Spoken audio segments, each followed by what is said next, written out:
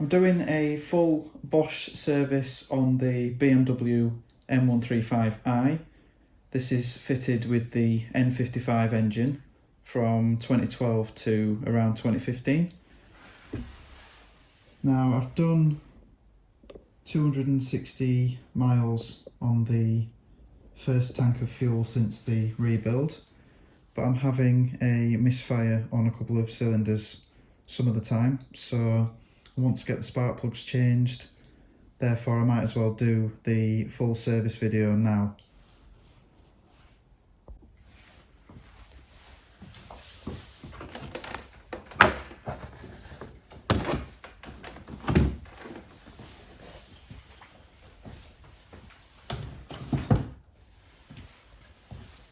So the first thing you'll notice when you are changing the plugs is that the final two coils and spark plugs are obscured by this. Now don't be put off, anything that can be taken off can be put back on. It's not too hard to get them off.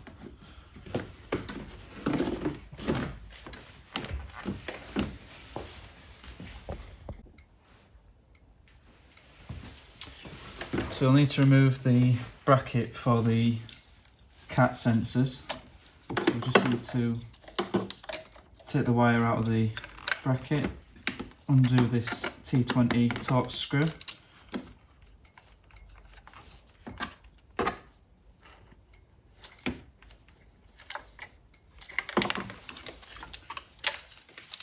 And then we've got room to move the cables around while we work on the individual cylinders. Remove these panels on both sides. So you've just got these 10mm plastic securing clips that you need to turn anti-clockwise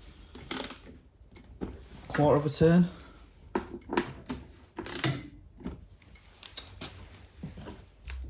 And then you've got a little clip you can squeeze at the edge. And that's the same on both sides.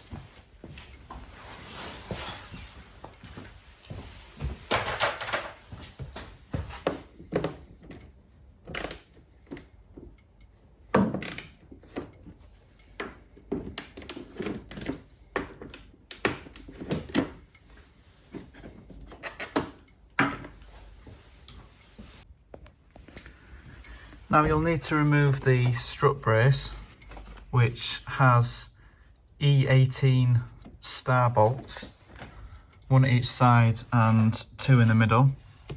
Now if you don't have star drive sockets, then you can actually get away with a 9/16 12-point socket. They're not very high torque, so you don't really risk any damage to the bolts.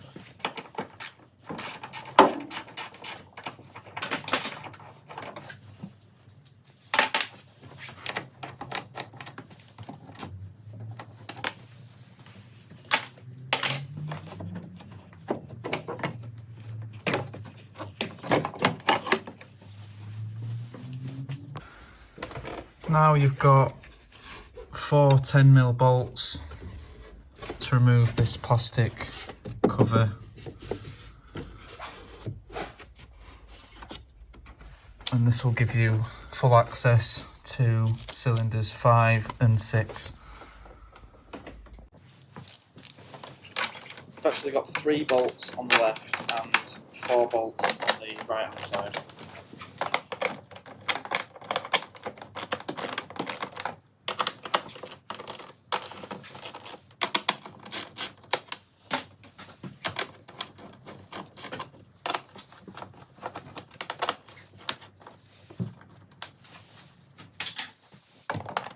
I had forgotten at the time, but these rearmost bolts don't actually need to be fully removed.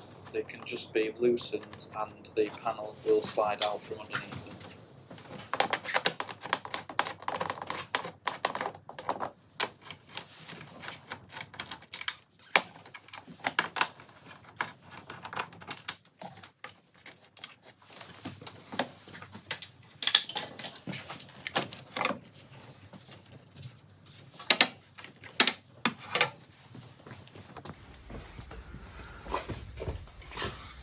So now we need to disconnect the coils, and you've got these levering plastic clips that hold the connectors down and pull them in when refitting.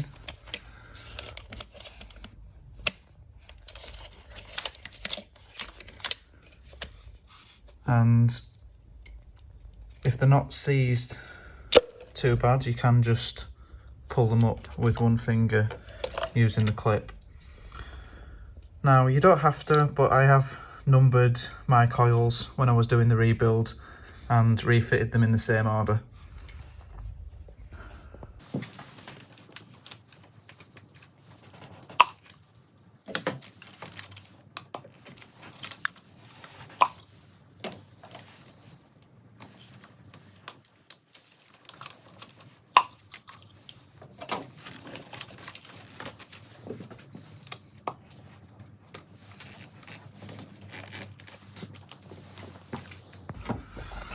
So as you can see, we've now got plenty of room for cylinders 5 and 6.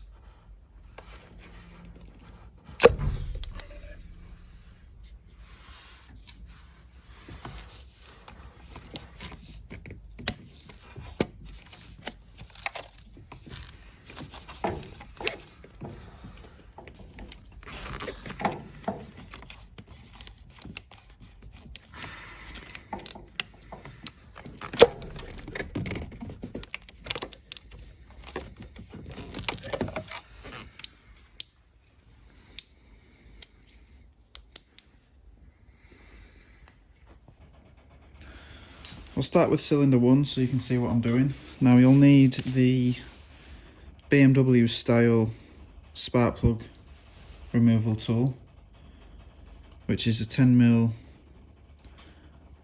with a 12 side socket. So it's for a 10mm spark plug, it's not a 10mm socket. I'll put the part number in the description anyway.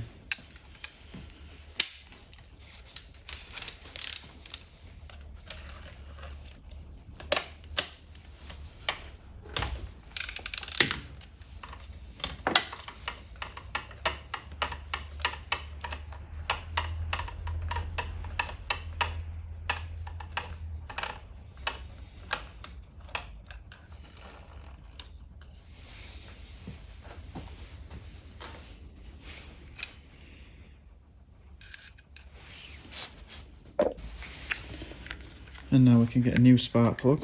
The only ones that I've seen specified for this engine are the Bosch double platinum. I'll also put the part number in the description. So careful when opening not to drop the new plug on the floor. They do come protected, but you could still damage them.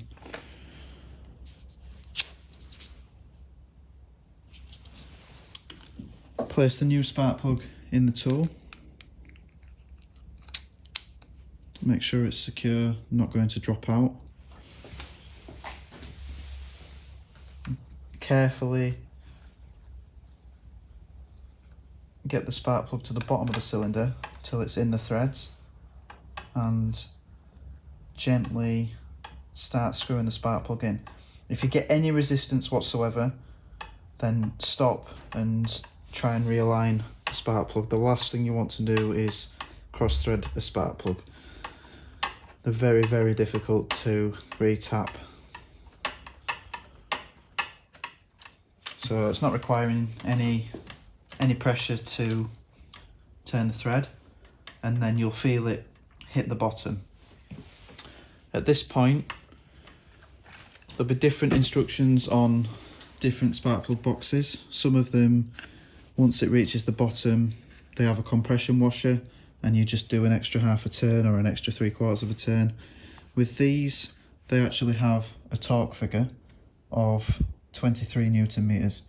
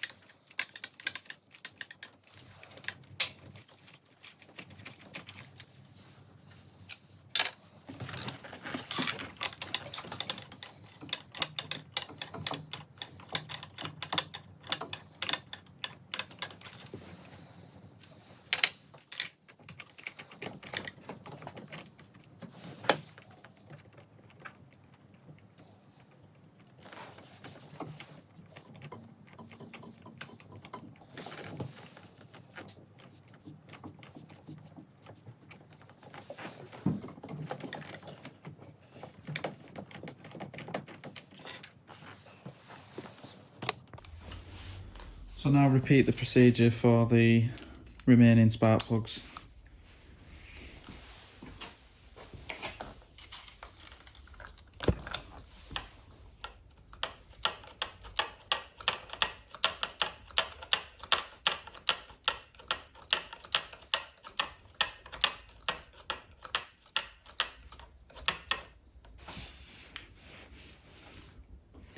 Now I won't waste your time recording every single bit of refitting all the components, but refit the coils back in order if you've made note.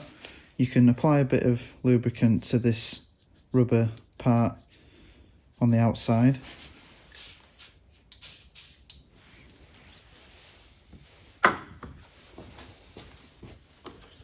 And you want them in the same orientation that they were in, so you can see the bit of the coil that sticks out lines up with this area here.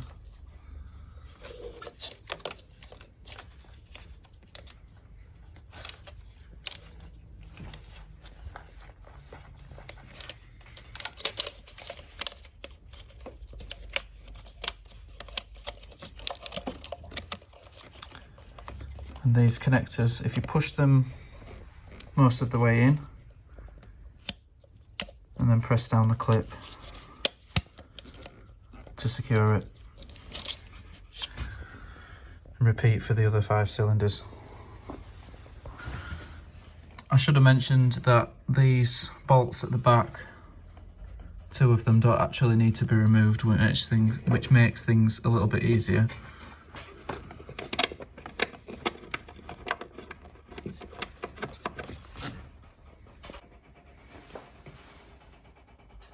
Now I've got the plugs all done and everything back together, I'm going to do the air filter.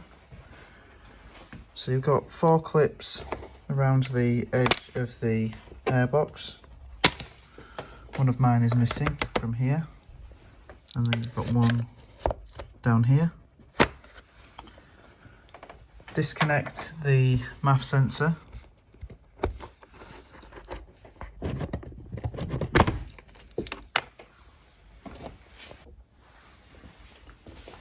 Now you should have enough flexibility in this end of the pipe to now lift the top of the airbox up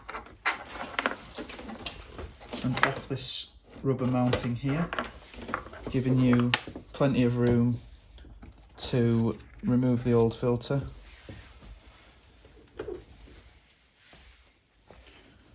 That's not too bad.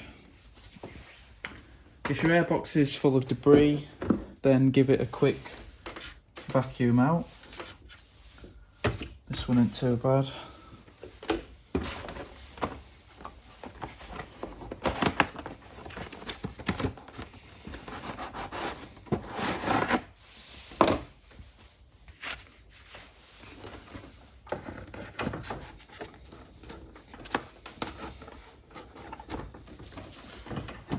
Check that the edges of the filter are definitely seated correctly.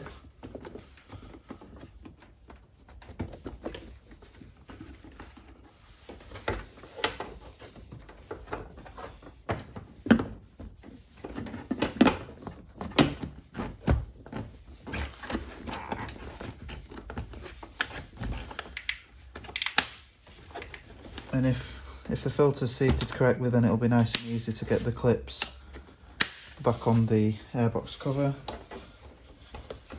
and press the pipe back down onto this rubber mounting here.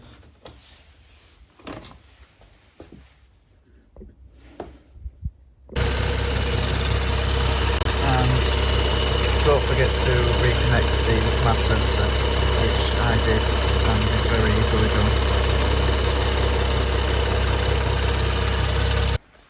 Now we've got the cabin filter, which is in the passenger footwell. These can be a little difficult to record, but I'll do my best. So what we've got underneath the glove box and in front of the kick panel, we've got two 10mm bolts to remove.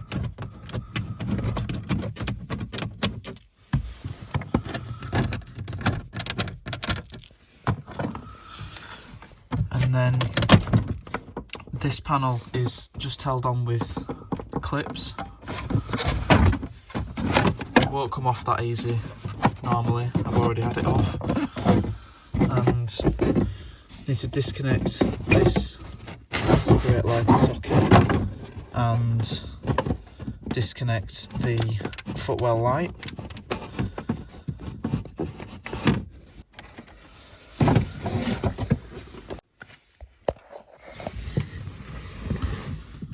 And the filter is in this housing here.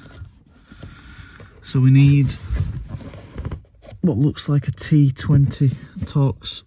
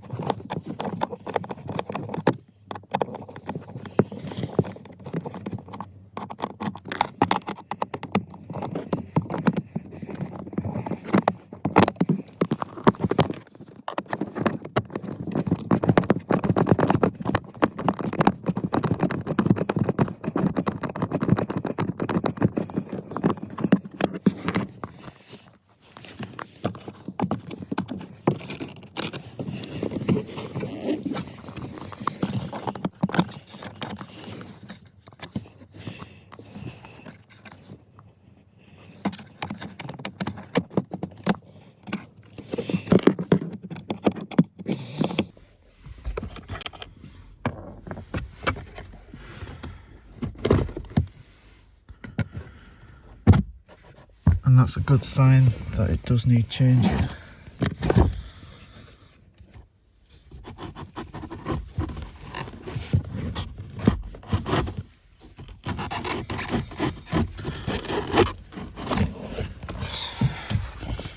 So make sure you note the direction of the airflow, which will be on one of the sides of the filter. So it's pointing inwards on this curve, which means the direction of airflow is that way.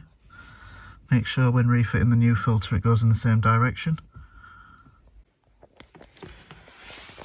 Now I've given the airbox a quick vacuum just to make sure there's no debris left in there.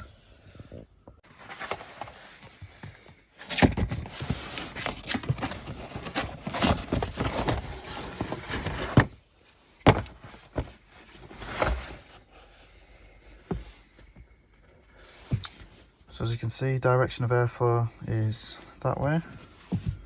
So we need to turn the filter that way around and feed it up while bending it to the contour.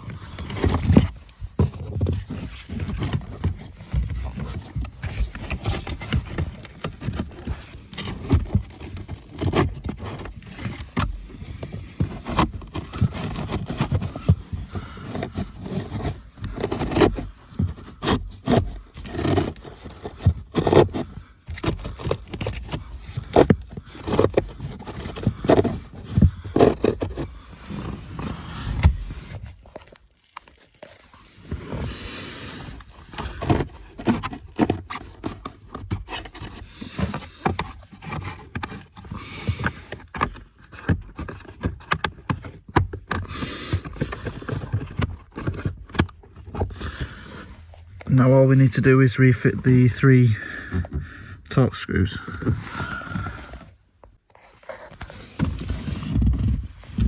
So once you've got everything nice and secure, you can refit the kick panel, make sure that you reattach the footwell light and the secondary cigarette lighter part. When refitting, make sure you get the back located first, because you've got these pieces of plastic that sit on these at the back. Also, once you've got them located at the back, you'll also need to push this behind the other trim to make sure everything goes back together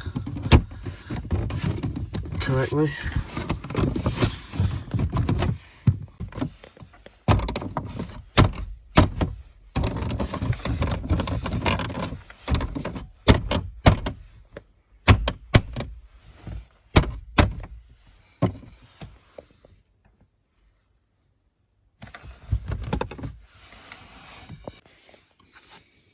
And finally, don't forget your 2 10mm bolts. Right, so the reason that I've left the oil service until last is because I needed to get 500 miles on the engine since the rebuild. Now I am ready to do the oil. I don't usually do the oil services without the use of a pit or a ramp, but I thought this would be good to show people that just because it's a high performance car, it doesn't mean that it's any harder to service than any other car, and you can do it yourself. And with the service intervals being so high on these, I've read 15,000 miles on the dash. You may want to service the oil every 5,000 miles, so you might want to do it between services if you are still getting it serviced at BMW or just every year. Now, the reason I've got these boards in front of the car is the jacking points are quite awkward on the BMWs, because what you get is these plastic blocks, and of course if you put a jack on that plastic block, you can't get an axle stand in the same position, and it doesn't have a sill. So what you need to do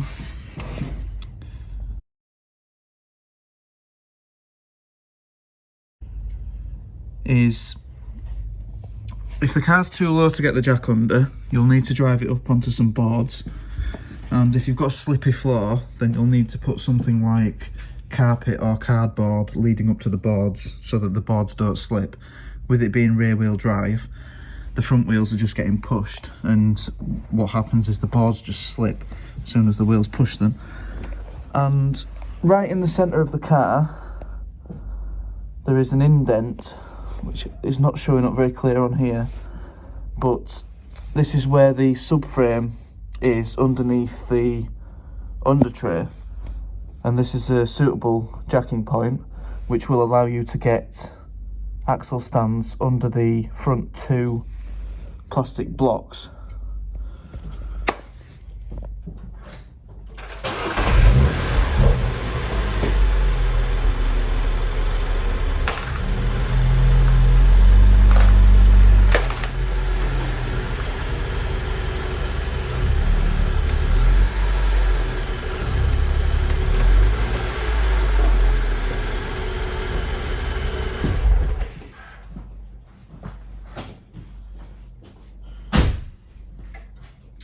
Now even if one side slips out and you only manage to get one side of the car up, even if you have got a big jack, it will most likely be enough to fit the jack under the car. So now I've got plenty of room. So now we can see a little bit better. This area here with the hole in the centre is a suitable jacking point. Now you may want to place a piece of wood on top of your jack just to stop it perforating if it is an awkward shape like mine.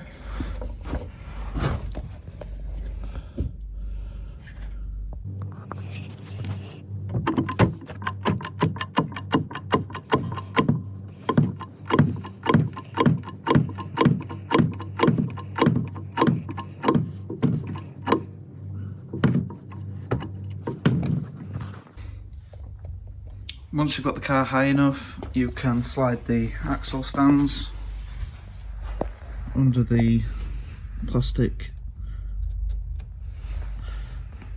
Just be careful when letting the jack down onto the stands, the car can move forward. So make sure that you're watching the axle stand at the same time as letting the jack down. I am aware that I should place the handbrake on, and you may wish to do so, as well as chocking the rear wheels, but when I put the handbrake on, what happens is my jack pierces the coating that I have on the floor, so I choose to let the car roll. Just check if you do it the same way as me, that the car does not slip on the jack. If it does, then you need to move the jack into a position where it's incapable of slipping. What I like to do if I'm ever forced to work underneath the car is leave the jack underneath. It's not actually pushing the car up, but it's there just in case anything should go wrong.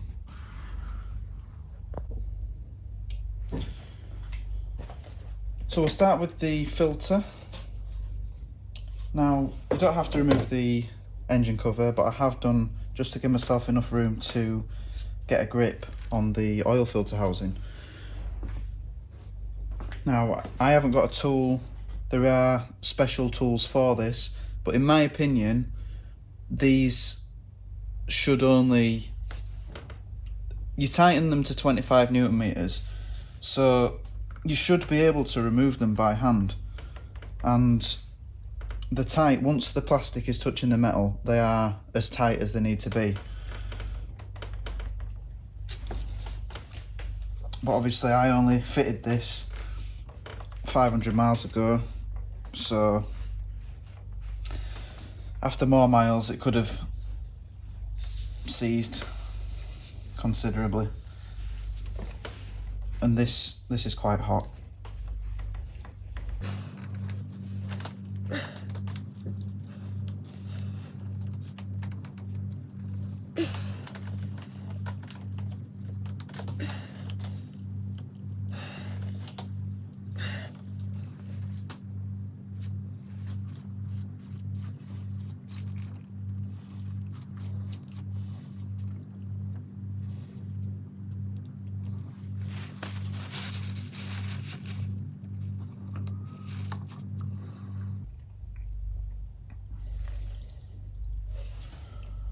Now I am surprised by the colour, as I've only done 500 miles since the rebuild, so I'm surprised to see any darkness, but this is very clean for oil.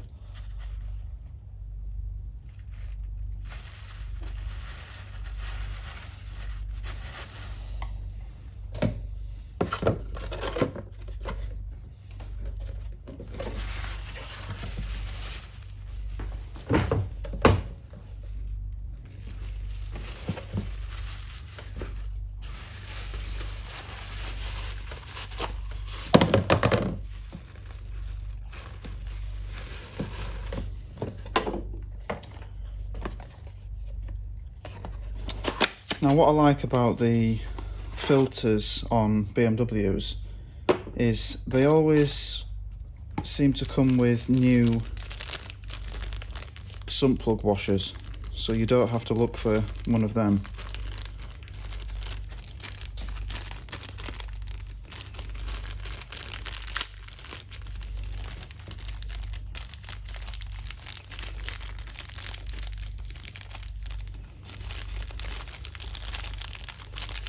And then you've got the new O-rings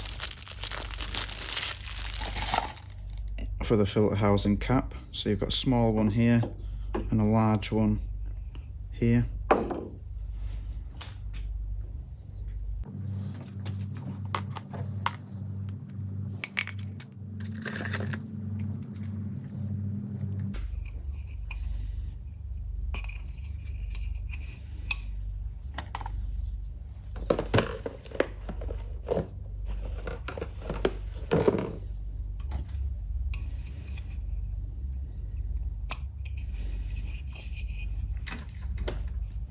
Make sure that you get a smearing of oil all over the new O-rings.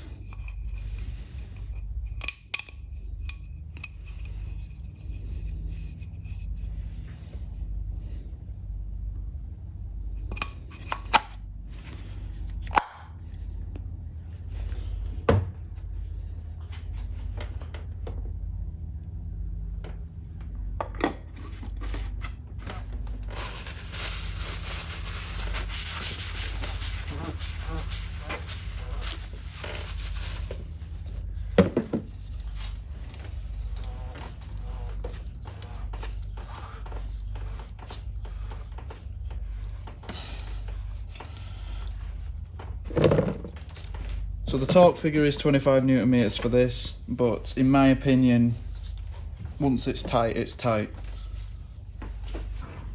So now back underneath the car, we've just got this flap here that hides the sump plug.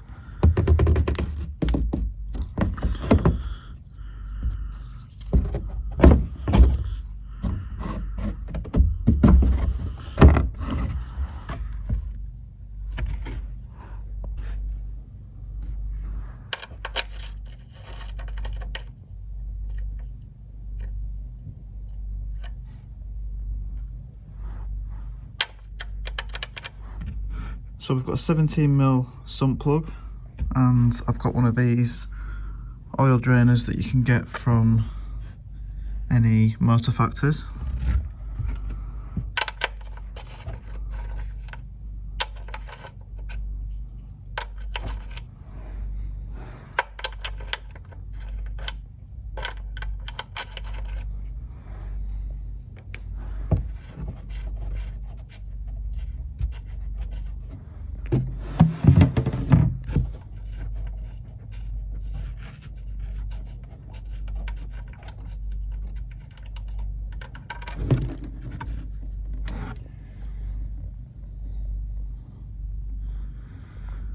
Now, if I can guarantee that there's no metal in this oil, then I'm going to end up sticking it in my V70. I'll probably filter it first, so we can leave that to drain, and in the meantime we can swap the sump plug for the new sump washer.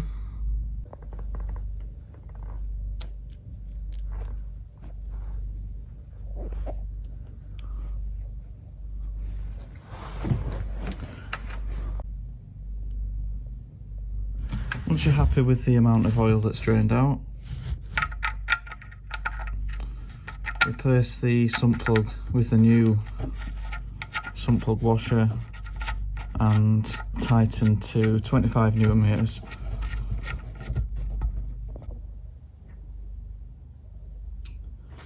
Now the oil capacity figure that I've got is 6.5 litres.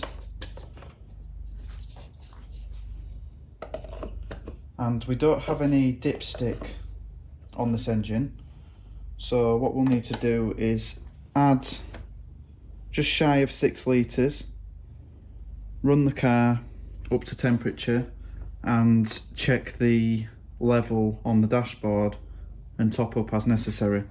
So we're going to add approximately 6 litres initially. Now this oil is not what's on the label. It is 5W30 C3 rated oil, and it's just what I've been using to run the engine in. I've got some Petronas Syntium ready to fit at 1,000 miles after the rebuild. So this is the 500 mile service, and then in another 500 miles I'll be servicing it again with the Petronas, and then the service interval I'll probably use is about 5,000 miles. So I've got 4 litres in this bottle.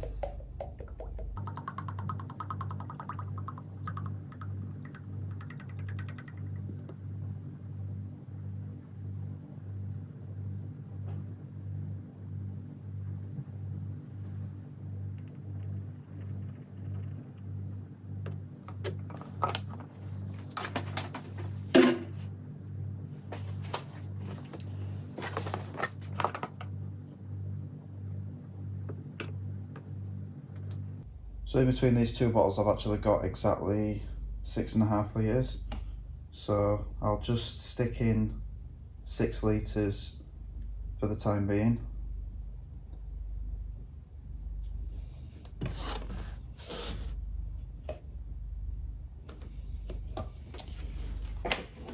I've also left the car jacked up so that after running the engine we can check that the sump plug isn't leaking.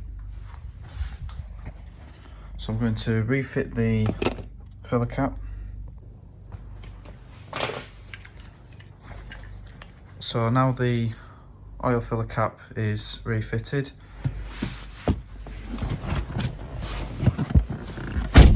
We can start the car.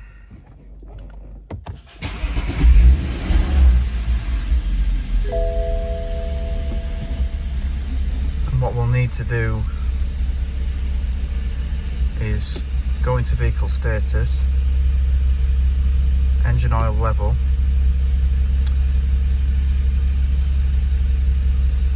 it says OK, but we can measure the engine oil. And what we'll need to do is wait for the engine to warm up and drop the car down off the axle stands as well, so that it's on level ground. So we'll check there's no leaks from the sump plug, and then we can drop the car down and back onto the ground.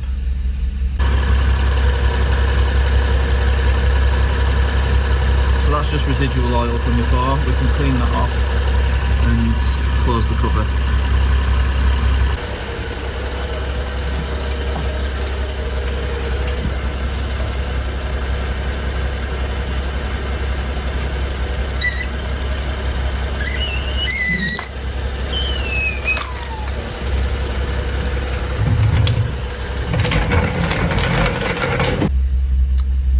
So now the car's flat on the ground and warmed up, we are able to start a measurement.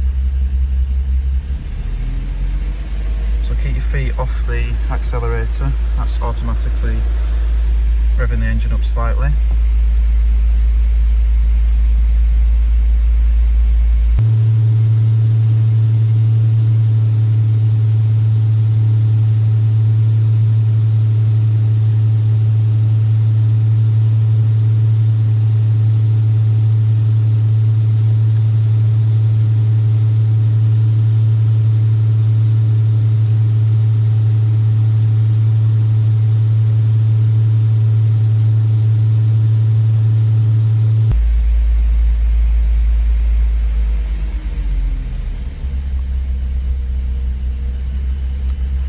So that would tie in with the amount that I put in. Could fit approximately half a litre more in. For the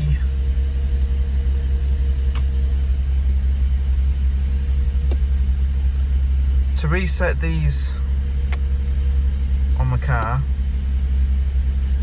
you'll need to check out my other videos. And in order to update the service history, you do need diagnostic equipment. So as you can see here, lucky for me, I've got access to diagnostic equipment at Motec, and I've updated the service history accordingly.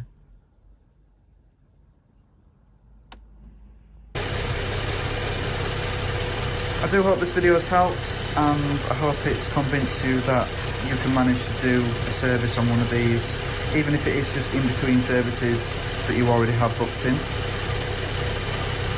If the video has helped, then please do subscribe to my channel and check out my other videos for videos on this car and many others. Thank you.